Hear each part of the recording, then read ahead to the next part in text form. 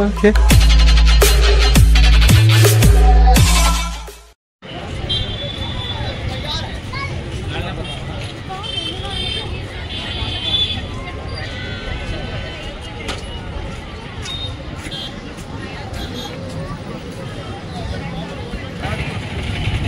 পায়খানা করছে তাও এরা মাথা ধুয়ে দিয়ে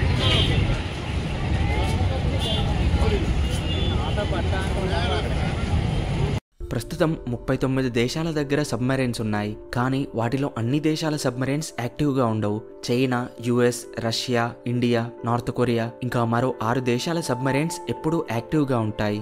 సబ్మెరైన్ యొక్క క్రూ అండ్ ఆఫీసర్స్గా జాయిన్ అవ్వాలంటే చాలా కఠినమైన ఎంట్రీ టెస్ట్స్ ఉంటాయి.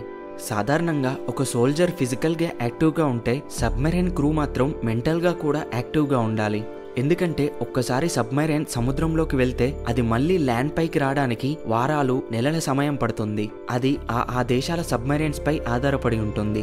అంటే ఈ నెలల కాలం పాటు వారు సబ్మెరైన్లోనే గడపాలి. ఒకవేళ సబ్మెరైన్ ల్యాండ్ దగ్గరికి వచ్చినా అది ఫుడ్ మరియు ఫ్యూల్ని తీసుకొని మళ్ళీ సముద్రంలోకి వెళ్లాల్సిందే. యుఎస్ సబ్మెరైన్ క్రూ అయితే చాలాసార్లు 300 రోజులకి పైగా సముద్రంలోనే గడిపిన రికార్డ్స్ ఉన్నాయి. టెక్ ఆఫీసర్స్ బయట ప్రపంచాన్ని పెరిస్కోప్ సహాయంతో చూడగలరు.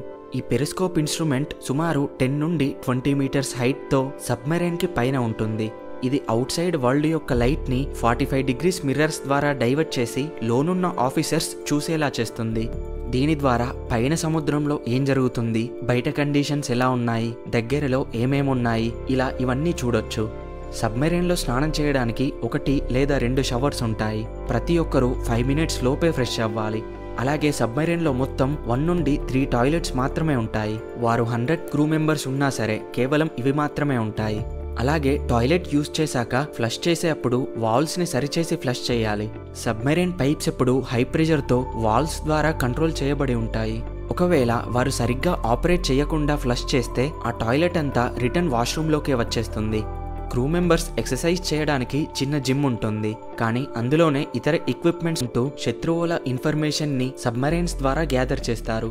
అసలు నిల్చోడానికి, నడవడానికి ప్లేస్ లేని ప్రాంతంలో ఎటువంటి ఎంటర్టైన్మెంట్, ఎంజాయ్మెంట్ లేకున్నా గానీ కొన్ని నెలల పాటు సముద్రంలో సబ్మెరైన్ క్రూ అండ్ ఆఫీసర్స్ దేశానికి రక్షణగా ఉంటారు. ఓకే ఫ్రెండ్స్, ఈ వీడియో మీకు నచ్చితే లైక్ చేసి షేర్ చేయండి. ఇలాంటి మరెన్నో interesting and useful videos miss కాకుండా పొందడానికి ఛానల్కి సబ్స్క్రైబ్ అవ్వండి. Thanks for watching. 45 days. 45 days. तापर से तापर फ्यूल तापर फ्यूल विजय मैंने जॉइन कर छी हां ये सूट आगर 1970 रे ये सूट दी मणि एबे तो अलग 8 meals 8 submerged during prolonged sailing region पंड को model waterproof suit doing escape from a sunken submarine. It's galley evaporator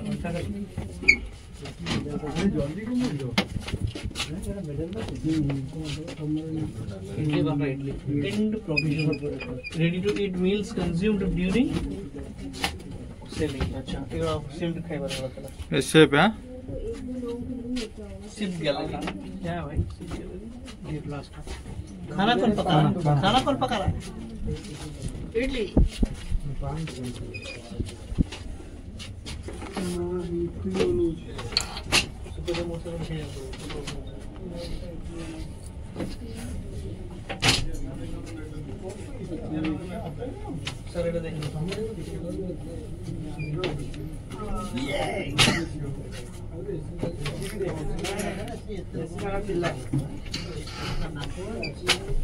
engine room चल थोड़ी बाद में मैं चलाऊंगा रोबोट पे। हाय ब्रो हाय हाय चलो वीडियो कतो दिन यार दिन सो मैंने वीडियो पूरा जबरदस्त बना है चार्जिंग चलो में चालू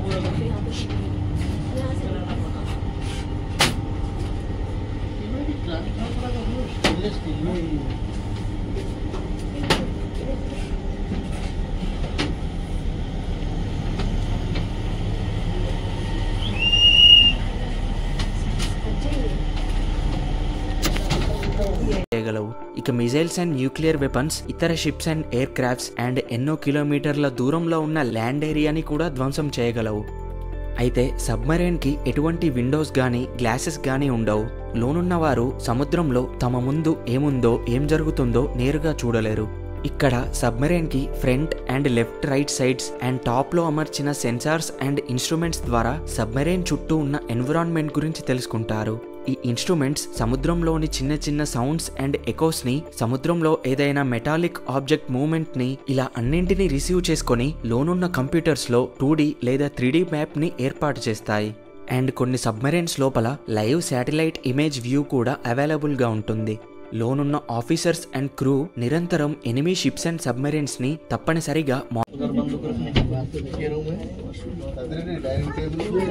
radio operator, sonar operator, MG sonar operator. Good night, good night.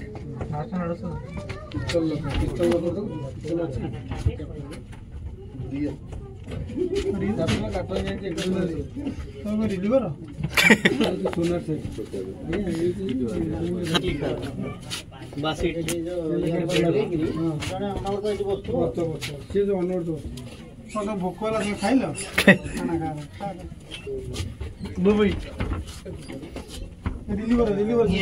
पूरा करके उसको से लेता था, पूरा उंगली से उठा के उसको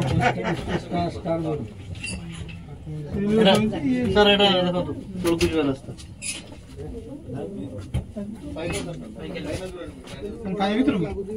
नहीं सर थोड़ा और कंपार्टमेंट अच्छे ना इंजन पार्ट एटा बी cabin engineer cabin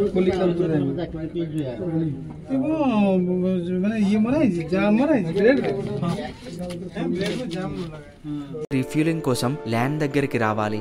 and diesel submarines ఎమర్జెన్సీలో కావాల్సినంత ఎలక్ట్రిసిటీ ఆల్రెడీ బ్యాటరీలో ఎప్పుడు స్టోర్ అయి ఉంటుంది. కానీ న్యూక్లియర్ ఫిజన్తో నడిచే సబ్మరైన్స్ ఒక్కసారి న్యూక్లియర్ ఫ్యూల్ నింపితే లైఫ్ టైం వరకు మళ్ళీ ఫ్యూల్ అవసరం లేకుండా పనిచేస్తాయి.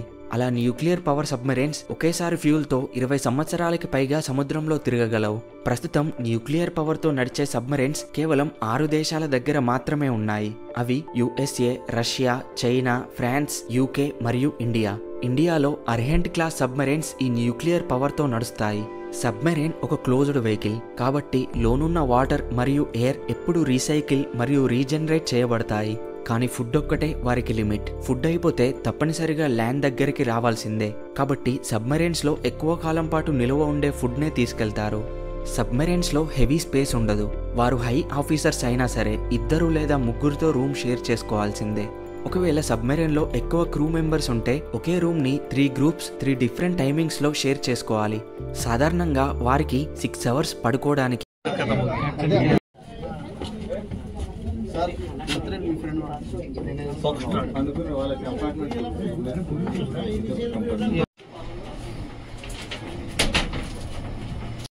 वो देखो ऊपर वाला जो ऊपर वाला है ना उसमें जाने का रास्ता ये कोई बंद कर दिया निकल जाएगा.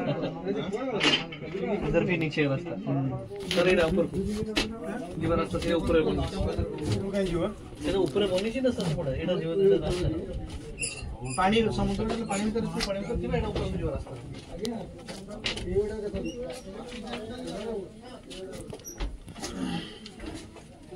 లేకపోయినా తక్కువ వాటర్ డెప్త్లో రేడియో సిగ్నల్స్ అయితే అందుతాయి.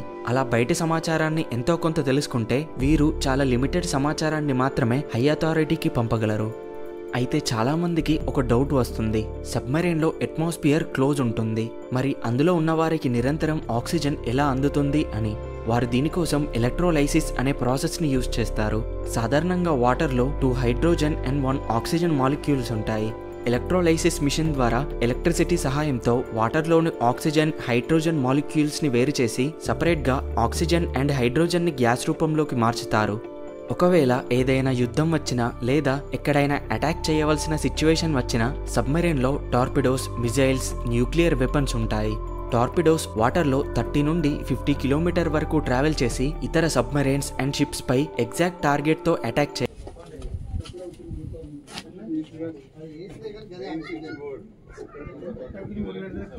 ना सब करी सब बंद कर दिया छाड़ी के लगी दिया आगे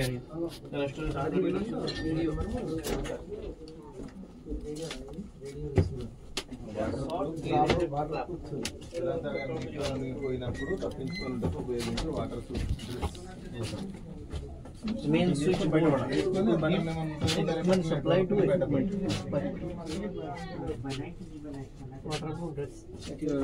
रेडियो रिसीवर ఆక్సిజన్ సిలిండర్